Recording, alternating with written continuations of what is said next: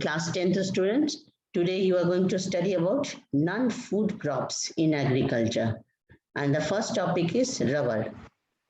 Rubber is an equatorial crop, but under special condition, it is grown in tropical and subtropical areas. In tropical and subtropical areas means the areas where temperature remains quite high, accompanied with rainfall. Rubber is a crop which grows well in hot and humid climate. See here, moist and humid climate means temperature should also remain high with heavy rainfall. So both conditions are required for the growth of rubber. So in India, rubber is mainly grown in southern part of India, especially in the states like Kerala, Tamil Nadu, Karnataka, etc. And Kerala is the largest producer of rubber in India. 90% of India's rubber is grown in Kerala. So it is a crop of hot and humid climate. Hot means temperature should remain high, and humid means there should be sufficient rainfall also. So it is also known as equatorial crop. Around the equator, from equator to 10 degree north and 10 degree south, this is the major belt of rubber cultivation all over the world. But in India, it is grown in tropical and subtropical conditions also, where there is sufficient rainfall. Okay. So one by one, we shall write this point. First, you read all this. It requires moist and humid climate with rainfall of more than 200 centimeters and temperature above 25 degrees Celsius. This is the minimum temperature, and above this is required for rubber. Rubber is an important industrial raw material. What is the use of rubber?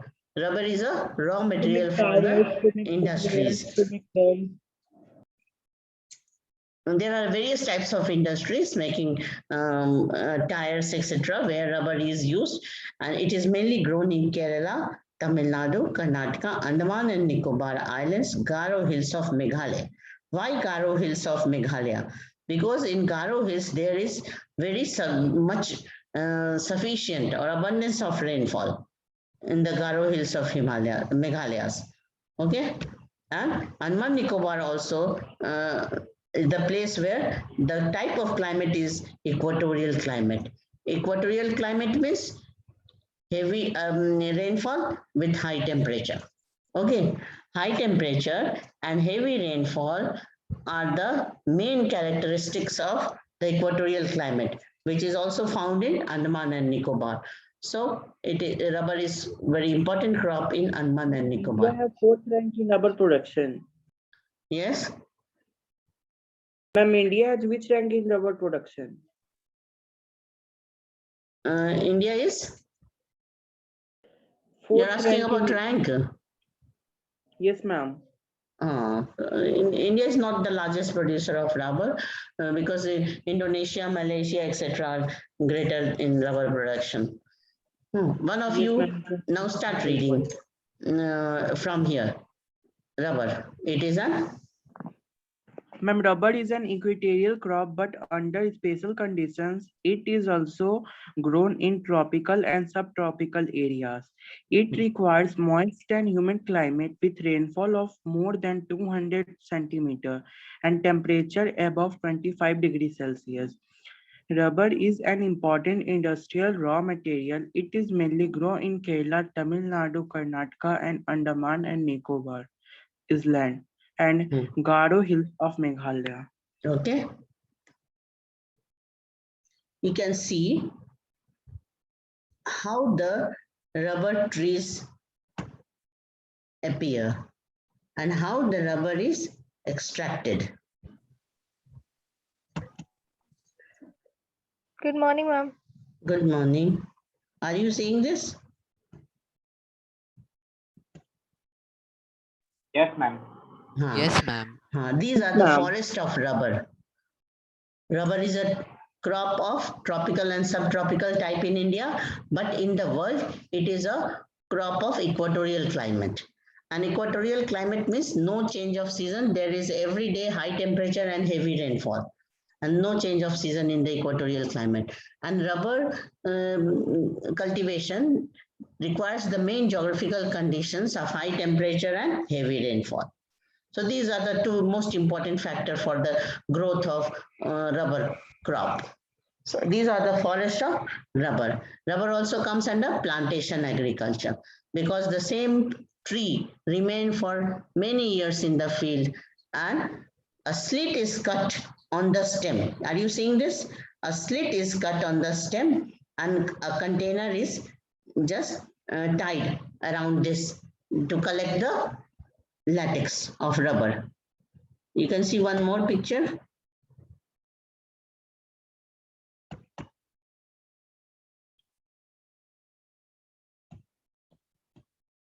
See this. This is the stem of rubber tree and a deep slit has been cut on the stem and the latex is collected in a container. And this latex is sent for the processing in rubber industry. So rubber is a raw material for the rubber industry. Have you seen this? Yes, ma'am. Okay. Yes, ma'am.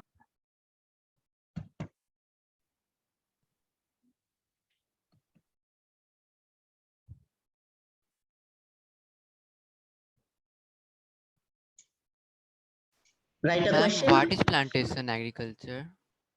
Plantation agriculture is also a type of commercial farming, but it is a little bit different from commercial farming because it requires very high technology. This agriculture is done in scientific manner and a good managerial ability is required. And this industry is very similar to this agriculture is very similar to industries.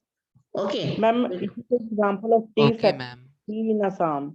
हाँ यहाँ तुम Ma'am, देखो the- plantation agriculture ना तुमको हम सब लिखा दिए थे आंसर में, तुम फिर से Yes, देख लो ma'am. कि प्लांटेशन एग्रीकल्चर क्या है। कौन से कमर्शियल फार्मिंग को हम प्लांटेशन एग्रीकल्चर कहते हैं? जहां पे Ma'am, single tea crop farming होती है। सिंगल क्रॉप, सिंगल क्रॉप का मतलब समझ गए कि अगर रबर है तो रबर ही लगा रहेगा पूरे फार्म स्टेट में, टी या कॉफी है तो वही लगा रहेगा, मतलब Right. सिंगल क्रॉप ग्रो करते हैं यहाँ पे। एक बार फिर तुम देख लो, तुमको रिकॉल करा दें कि प्लांटेशन एग्रीकल्चर क्या है। टाइप ऑफ फार्मिंग पढ़े थे ना, टाइप ऑफ फार्मिंग, जिसमें कमर्शियल Yes, फार्मिंग पढ़े थे और कमर्शियल फार्मिंग के बाद तुम तुरंत क्या पढ़े थे? Plantation agriculture. और जिसमें क्या लिखा था कि plantation agriculture is also a type of commercial farming, but there are some special characteristics of plantation agriculture. In plantation agriculture, there is single crop cultivation, single crop. Are you seeing this? It is known as single crop farming. जैसे अगर commercial farming को तुम देखो तो वहां कभी एक बार rice लगाया जाता है तो दूसरे सीजन में टोटल हार्वेस्टिंग करके वीट लगाया जाता है, लेकिन प्लांटेशन में ऐसा नहीं है। प्लांटेशन में क्या है कि हमेशा एक ही क्रॉप फील्ड में रहता है। टी के प्लांट्स हैं तो टी के प्लांट्स ही रहेंगे कई सालों तक, और रबर है तो रबर ही लगा रहेगा वहां ट्री, यहाँ टोटल हार्वेस्टिंग नहीं होती। ठीक है, तो क्या क्या कैरेक्टरिस्टिक हुआ? Single crop farming, there is no total harvesting, it is practiced on large area which is known as farm states. जैसे टी गार्डन कहते हैं, बड़े बड़े टी के एरियाज हैं कल्टीवेशन के, तो टी फार्मलैंड को हम टी गार्डन कहते हैं, या ऐसे को फार्म स्टेट भी कहते हैं। रबर के भी फार्म स्टेट्स हो गए, है ना, जो बहुत लार्ज एरिया में अगर सिंगल क्रॉप फार्मिंग हो रही है तो उसको फार्म स्टेट के नाम से जानते हैं, ESTAT, फार्म स्टेट। यहाँ देखो, it is an interface of agriculture and industry. देख रहे हो, मतलब कि ये ऐसा एग्रीकल्चर है जो इंडस्ट्री से बहुत ज्यादा सिमिलर है। जैसे इंडस्ट्री में हमें बहुत साइंटिफिक और टेक्नोलॉजिकल नॉलेज की जरूरत होती है, वो इस एग्रीकल्चर में चाहिए। यहाँ पे बहुत लार्ज इन्वेस्टमेंट करना पड़ता है प्लांटेशन एग्रीकल्चर में, बहुत कैपिटल इन्वेस्टमेंट करना पड़ता है जिस तरह से इंडस्ट्री में करते हैं, और प्रोडक्शन भी लार्ज स्केल होता है इस एग्रीकल्चर में, प्लांटेशन एग्रीकल्चर में, जिस तरह से कि इंडस्ट्री में होता है। तो जैसे एक इंडस्ट्री के बहुत ही अच्छे एक मैनेजरियल स्किल से एंटरप्रेन्योरशिप के साथ चलाते हैं, उसी तरह से इस एग्रीकल्चर को करना पड़ता है। इसलिए कहा गया है कि this agriculture is very much similar to the industries, और this agriculture and industry has a similar interface. The plantation has an interface of agriculture and industry. ठीक है, और इसमें माइग्रेंट लेबरर्स भी काम करते हैं। एग्जाम्पल में क्या है, tea, coffee, rubber, sugar cane, bananas, coconut भी ऐड कर सकते हो। यहाँ साउथ इंडिया में कोकोनट की कल्टीवेशन प्लांटेशन के अंदर ही आता है। ठीक है, समझ गया ना? Yes, ma'am. एग्रीकल्चर क्या है, वो भी एक टाइप का कमर्शियल फार्मिंग ही है, लेकिन कमर्शियल फार्मिंग से किस किस मायने में डिफरेंट है ये हम बता दिए तुमको, कि यहाँ सिंगल क्रॉप फार्मिंग होती है, यहाँ टोटल हार्वेस्टिंग नहीं होती है, लार्ज स्केल इन्वेस्टमेंट होता है, बहुत साइंटिफिक नॉलेज की जरूरत होती है। ठीक है, और यहाँ पे ना ट्रांसपोर्ट और कम्युनिकेशन का भी डेवलपमेंट बहुत अच्छा होना चाहिए। क्यों? क्योंकि प्लांटेशन एग्रीकल्चर में ना जो फार्मलैंड है उसको इंडस्ट्री से जोड़ना पड़ता है, और इंडस्ट्री को मार्केट से जोड़ना पड़ता है। इसलिए यहाँ पे क्या है, very well developed network of transport and communication is required to connect the plantation agriculture to its industrial area and also to the market. तीनों को कनेक्ट करना पड़ता है, क्योंकि इन तीनों में आपस में ट्रांसपोर्टेशन होता रहता है। Raw material goes to the industry, manufactured item goes to the market from the industry, okay, and from market the money is again generated and it is invested in the agriculture. तो यहाँ एक question लिखो, which state is the largest producer of rubber in India? Karnataka. No. Which state is the Kerala. largest rubber producer of India? Kerala. 90%. And what are the geographical conditions required for this cultivation? 200 centimeter plus rainfall and temperature 25 degrees Celsius. What are the geographical conditions required for the cultivation? तो largest producer में आप लिख देंगे Kerala, because Kerala produces about 90% of India's rubber. And in geographical condition, you have to write that rubber is an equatorial crop. Rubber is an equatorial crop. Are you writing? Write this geographical condition. Yes, ma'am. Rubber is an equatorial crop, but in India, it is grown in tropical and subtropical areas. But in India, it is grown in tropical and subtropical areas with a very high temperature and heavy rainfall. With very high temperature and heavy rainfall, it requires more than 25 degrees Celsius temperature. Rubber requires more than 25 degrees Celsius of temperature and rainfall above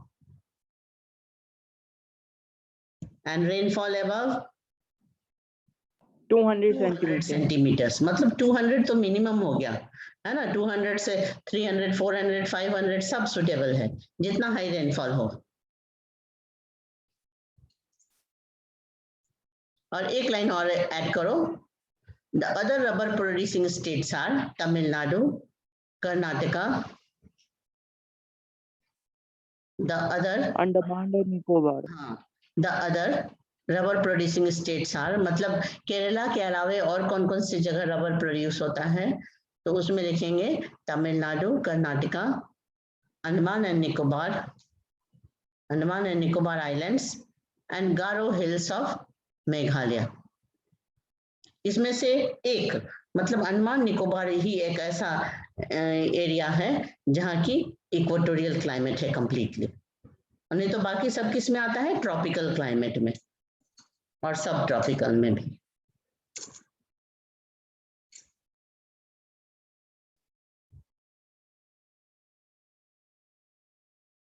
Have you completed?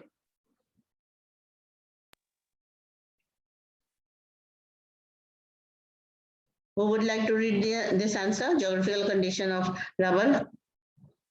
Ma'am, I can. हाँ, और कोई? चलो बढ़ो। Ma'am, Yes, rubber is ma'am. a equatorial crop. Ma'am, rubber is an equatorial crop. It is in India. It is also grown in tropical and subtropical areas. It requires moist or humid climate with rainfall of more than 200 centimeter and temperature above 25 degrees Celsius. ठीक है, अब Kerala is the दूसरा। largest. हाँ, एक Kerala और is the बच्चा largest. Geographical condition पढ़ो तो, जो अभी अभी लिखे हो।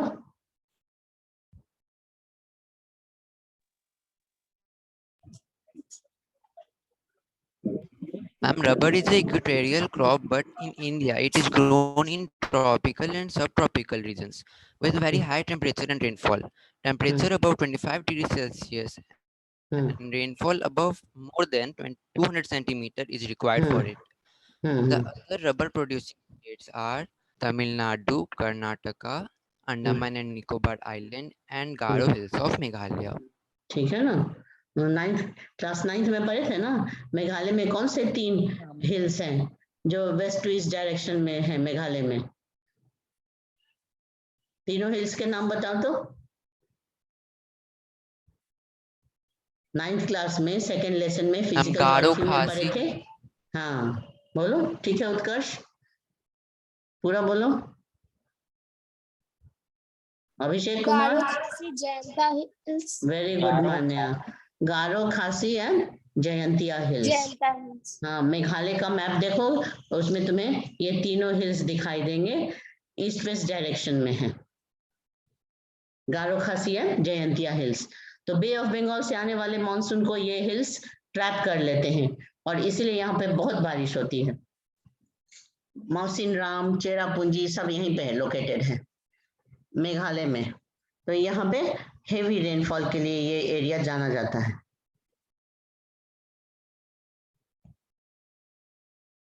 Next, fibre crops.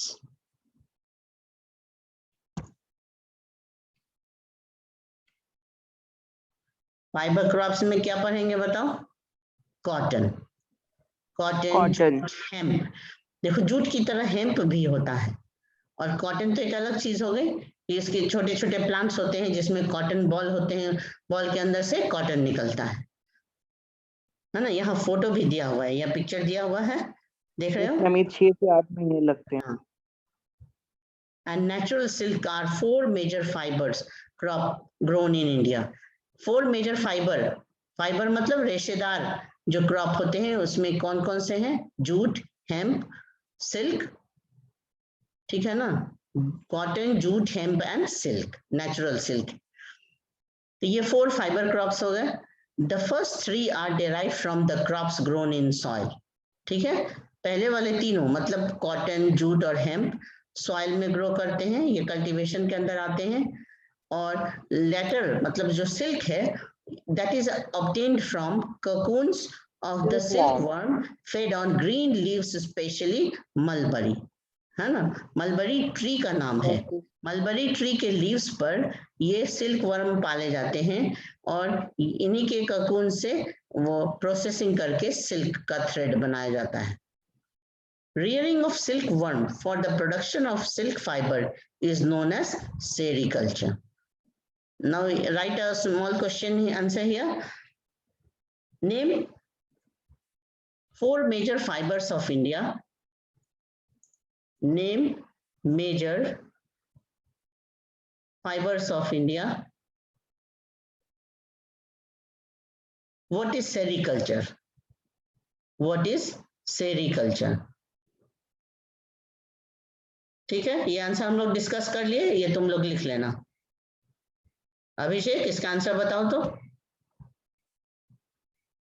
What are the 4 fiber crops of India and define sericulture? Ma'am, I can. तुम रुक जाओ, एक और को चांस दो किसी को। अंशिका, अनुप्रिया, बोलो। अमन कृष्ण, Yes, ma'am. Four हाँ major आंसर करो। crops in India: cotton, jute, बोलो। कॉटन, जूट, फिर से बोलो। अमन, Ma'am, I can. रुक जाओ। अमन ट्राई करो, लगता है इसका माइक ऑफ हो गया। ma'am. हाँ Ma'am, पढ़ो। मैम हाँ कोई भी पढ़ो, चलो। Ma'am, cotton, jute, and natural silk are the four major fibers of India. silkworm produce silk, And what is sericulture? and the process Rearing which of silkworm for the production of silk fiber is known as sericulture. ठीक है, very simple. Rearing of silk, rearing मतलब पालन करना। Rearing of silk worm for the production of silk fibre is known as sericulture. ये लिख लिए। Cotton, India is a very big producer of cotton because India's cotton textile has a very high rank in all over the world. second rank. India is believed to be the original home of the cotton plant. Cotton is one of the main raw material for cotton textile industry. As India is a very large producer of cotton, our cotton industries has also very flourished. Cotton industries have also very much flourished. In 2016, India was second largest producer of cotton after China. Cotton grows well in drier parts of the black soil of the Deccan Plateau. You have studied this in first lesson in resources and their development. You have studied about detail of soil. Yes, soil type. So where is black soil found? Black soil is found in the north and western part of the Deccan Plateau. yes, Peninsular Plateau. तो ये UP, Deccan Plateau, Karnataka. हाँ, तो black soil जो है ना वो mainly Maharashtra, Gujarat, parts of Andhra Pradesh, Karnataka, इसमें specially मिलता है। गुजरात में भी, हाँ गुजरात में भी सौराष्ट्र वाला एरिया है। तो यहाँ पर जहां तक ब्लैक सॉइल है वो बहुत ही सुटेबल है इसके कल्टीवेशन के लिए। It requires high temperature. अब जोग्राफिकल कंडीशन देखो, cotton requires high temperature, light rainfall, मतलब बहुत हेवी रेनफॉल नहीं चाहिए, with some irrigation, 210 frost free days. Frost free days होने चाहिए, मतलब बहुत मॉर्निंग टाइम में कोल्ड टेम्परेचर बहुत फॉल नहीं होना चाहिए। बहुत कम टेम्परेचर होने से क्या होता है, due drops convert into ice, so and that is known as frost. Frozen dewdrops are known as frost. There should not be frost. So to at least 210 frost free days and bright sunshine for its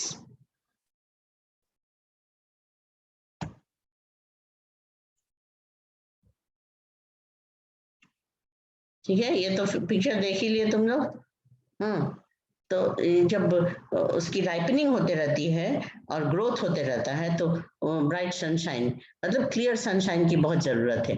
it is kharif crop and requires 6 to 8 months to mature. So what is the time taken in this cultivation? 6 to 8 months. 6 to 8 months. It is a kharif crop. Cotton is a kharif crop which takes 6 to 8 months to mature. Major cotton producing states are, अब जितना भी black soil area में जितने भी states हैं उसका नाम तुम लिख सकते हो, और उसके अलावा पंजाब, हरियाणा और वेस्टर्न उत्तर प्रदेश भी ऐड कर सकते हैं, ठीक है ना। तो ये सब ब्लैक सॉइल वाले एरिया हो गए, महाराष्ट्र, गुजरात, मध्य प्रदेश, कर्नाटका, आंध्र प्रदेश, तेलंगाना, तमिलनाडु। और नॉर्थ इंडिया में जो कि एलिवियल सॉइल का एरिया है उसमें हो गया पंजाब, हरियाणा एंड उत्तर प्रदेश। तो ब्लैक सॉइल में मेन है ये, और उसके बाद एलिवियल सॉइल में भी पंजाब, हरियाणा और उत्तर प्रदेश में ये ग्रो करते हैं कॉटन, ठीक है। तो इसका भी एक क्वेश्चन वैसे ही लिख लो कि what are the geographical condition required for cotton cultivation, what are the geographical conditions required for cotton cultivation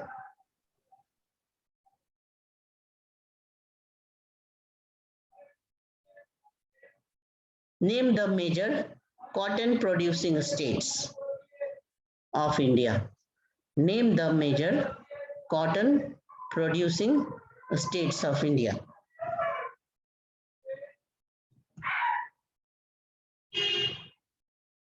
Anshika, repeat the question.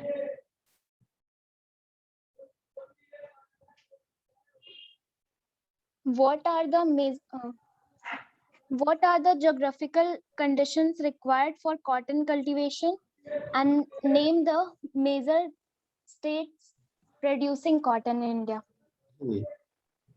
ठीक है, सभी लिखे ना, मान्या, मुकुल, प्रणव, सबने लिखा है ये क्वेश्चन? ऋषभ राज, ऋषित, लिखे हो कि नहीं बताओ?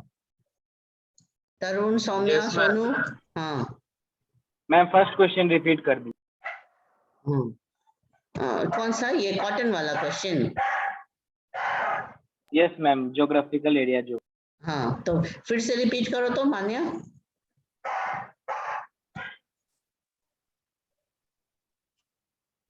What are the geographical? हाँ बोलो। What are the geographical conditions of cotton? What are the geographical conditions required for cotton? ठीक है, और इसके बाद बोलो।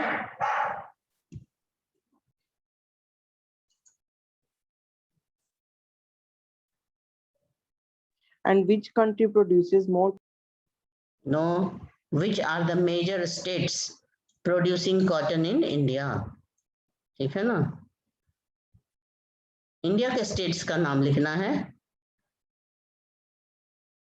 Did you write, Siddharth Kumar? Siddharth Kumar, answer the second part of the question. Name the major states of cotton production.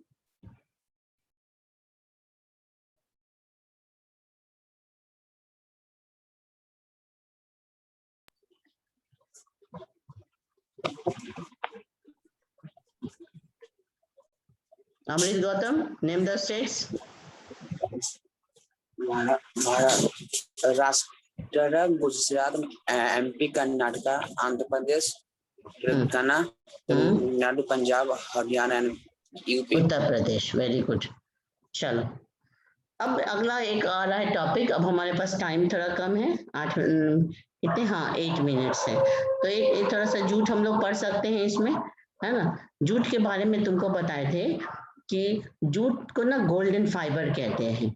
Golden fibre क्यों कहते हैं golden fibre? क्योंकि जूट के ट्रेड से, है ना, जूट को अगर मार्केट में जब सेल करते हैं तो बहुत कैश मनी अर्न होता है, इसलिए इसको गोल्डन फाइबर कहते हैं। और इसमें थोड़ा लस्टर मतलब शाइनिंग भी होती है, इसलिए इसको गोल्डन फाइबर कहते हैं। तो jute grows well on well drained fertile soil in the flood plains where soil are renewed every year. तो गंगा के लोअर प्लेन में, गंगा का किसी भी रिवर का 3 पार्ट होता है ना, जैसे अपर कोर्स, मिडिल कोर्स और लोअर कोर्स।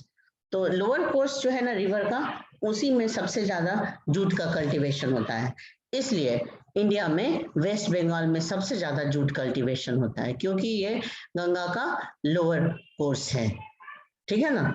और बिहार के भी नॉर्थ ईस्टर्न डिस्ट्रिक्ट्स में, जैसे उधर है ना कटिहार और ये किशनगंज, पूर्णिया, ये सब वाला एरिया जो है, वहां पे भी जूट का कल्टीवेशन होता है, लेकिन सबसे ज्यादा होता है वेस्ट बंगाल में, ठीक है ना। और ईस्टर्न इंडिया में चले जाओ एकदम एक्सट्रीम ईस्ट में, तो असम और मेघालय भी है, और उसके साथ वेस्ट बंगाल के साथ उड़ीसा भी थोड़ा कॉटन ये जूट प्रोडक्शन होता है, उड़ीसा में भी।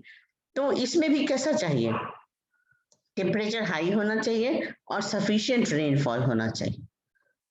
और मतलब ये वाटर का ही क्रॉप है, फ्लड प्लेन में ये ग्रो करता है।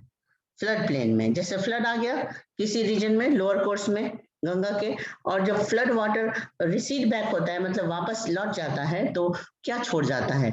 खादर सॉइल छोड़ जाता है, new soil, and this new alluvial soil is very suitable for cultivation of jute, ठीक है ना। तो एक बार इसकी रीडिंग कर देते हैं और तुम ये देखना कि जूट के प्लांट्स का एक बार फिर से पिक्चर दिखा देंगे तुम्हें कि वो कैसा दिखता है, पहले भी दिखाए थे।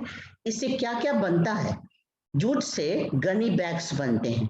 गनी बैग्स मतलब बड़े बड़े जो सैक्स होते हैं ना, सैक भी कहा जाता है, बोरे होते हैं जो जिसमें पोटैटो, अनियन, ग्रेन्स ये सब भर के पैकिंग करते हैं। फिर मैट्स, रोप्स, यार्न, यार्न मतलब धागा, थ्रेड भी बनाते हैं, क्योंकि यार्न को ना, धागे को कॉटन कपड़े या सिल्क कपड़े में मिक्स करके कपड़े भी बनाते हैं इससे। कारपेट एंड अदर आर्टिफैक्ट्स, मतलब बहुत सारे डेकोरेटिव आइटम भी बनाते हैं इससे। तो ये जूट का काम क्या है कि मेनली तो गनी बैग्स में यूज होता है, mats, ropes, yarn, carpet and other artifacts. Due to its high cost it is losing market to synthetic fibres. इसका कॉस्ट ज्यादा पड़ता है जूट मटेरियल का, ठीक है ना। जूट गुड्स थोड़ा हाई रेट है मार्केट में, इसलिए लोग उसको नहीं खरीदना चाहते हैं, सिंथेटिक मटेरियल से काम चलाना चाहते हैं। फॉर एग्जाम्पल जैसे गनी बैग है, तो जूट का गनी बैग नहीं खरीद के लोग प्लास्टिक का खरीद लेते हैं, तो वो सस्ता पड़ता है। तो लेकिन गवर्नमेंट ने क्या किया है ना, इसके यूज को मैंडेटरी बनाया है, जूट के यूज को मैंडेटरी बनाया है, ताकि फार्मर्स को, इंडस्ट्री में काम करने वाले लोगों को काम मिलता रहे, ठीक है ना। पर्टिकुलरली इन द नायलॉन, तो प्लास्टिक, नायलॉन ये सब सिंथेटिक फाइबर हैं जो कि जूट की जगह पे यूज करते हैं, तो ये सस्ते दामों में मिलते हैं। लेकिन फिर भी तुम अगले एक इंडस्ट्री वाले लेसन में पढ़ोगे इंडियाज जूट पॉलिसी, जिसमें गवर्नमेंट ने जूट के कल्टीवेशन पे जोर दिया है, ठीक है ना, क्योंकि इससे फार्मर को भी काम मिलता है, इसका वर्ल्ड लेवल पे ट्रेड भी होता है, और दूसरी बात कि इससे इंडस्ट्री में बहुत लोगों को एम्प्लॉयमेंट भी मिलता है, ठीक है ना। अब थोड़ा सा एक शेयर कर देते हैं, इसके बाद आज का यहीं स्टॉप कर देंगे। इसका क्वेश्चन उसी तरह से लिख लेना, why jute is known as golden fibre.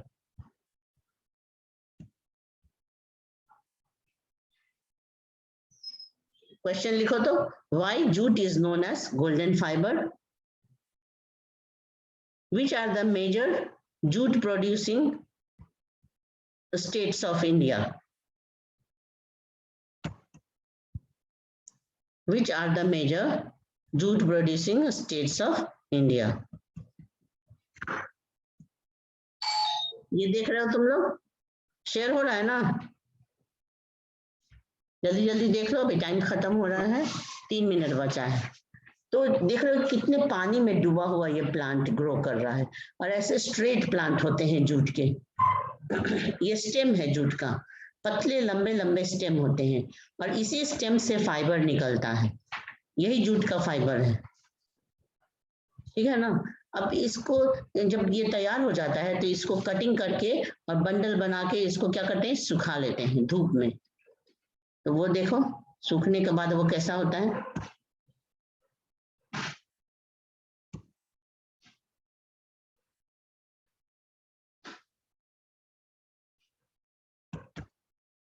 ये देखो जूट स्टेम को सुखा लेते हैं इस तरह से बंडल बना करके, देख रहे हो ना, और इसी से फाइबर निकलता है। तो फाइबर ऐसे फाइबर का तो फिर बंडल बन जाता है ना, बेल्स बना लिए जाते हैं फाइबर के, और उसको इंडस्ट्री तक पहुंचा दिया जाता है।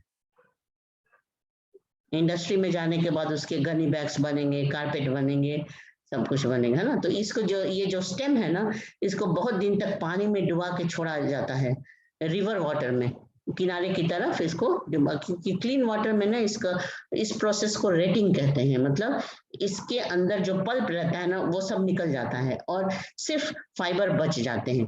फाइबर को बहुत क्लीनिंग करके, बीटिंग क्लीनिंग करते हुए फिर उसको निकाल के सुखा दिया जाता है धूप में, और उसके बंडल बना करके ट्रक में लोड करके सारे के सारे भेज दिए जाते हैं इंडस्ट्री को। वेस्ट बंगाल में ही सब इंडस्ट्री है, तो असम, बिहार, उड़ीसा से जितने भी जूट है ना सब वेस्ट बंगाल में ही पहुंचते हैं। हुगली रिवर के दोनों साइड में जूट मिल्स है, ठीक है। तो आज इतना ही। क्वेश्चन क्या लिखे बताओ। What are the geographical conditions required for wheat jute के which question, states are Why jute is known as Why golden jute is known fiber? as What are the golden major fiber? jute producing states in India? हाँ, ये हुआ आज का question.